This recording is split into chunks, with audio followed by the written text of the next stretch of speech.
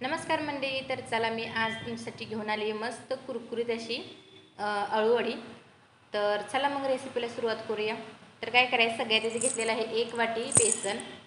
त्याच्यामध्ये घालायचं आहे पाव चमचा हळद, ओवा घालायचा, जिरं घालायचं, चवीनुसार मीठ टाकायचं, घरगुती चटणी असते ती 1 चमचाभर घेतलेली आहे, मिरची, कोथिंबीर, लसूण याचं वाटण आहे ते घालायचं.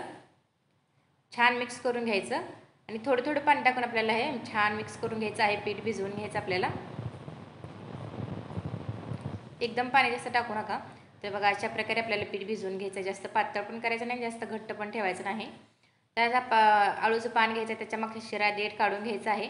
अशा उलटं करून आपल्याला ठेवायचं आहे पोळपाटावरती आणि पाठीमागच्या साईडनं त्याला पीठ लावून घ्यायचं. दुसरं पान असं ठेवायचं आहे जसं व्हिडिओमध्ये दाखवलेलं आहे तसं. आणि छान आपल्याला 2-4 पान आपल्याला ठेवून अशाच प्रकारे रोल करून घ्यायचं आहे. तर बघू शकता 4 पानं मी अशी प्रकारे करून घेतली होती. आता त्याचा आपण रोल बनवून घेऊयात.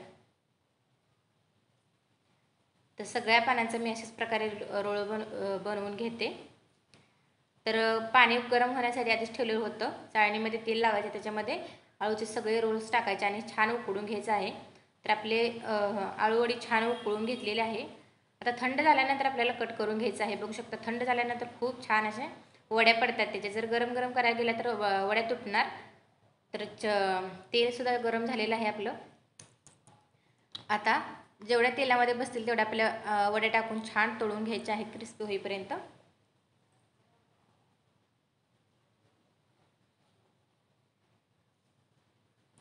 खूप पटकन होणारी रेसिपी आहे.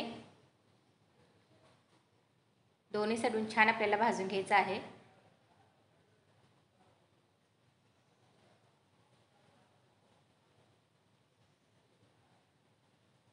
गॅस लय फास्ट पण करायचा नाही, मीडियम गॅसवर आपल्याला हे छान तळून घ्यायचं आहे.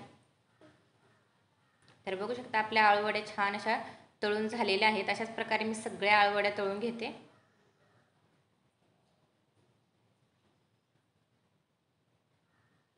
तर कशी वाटली रेसिपी नक्की करून बघा आणि जर रेसिपी आवडली असली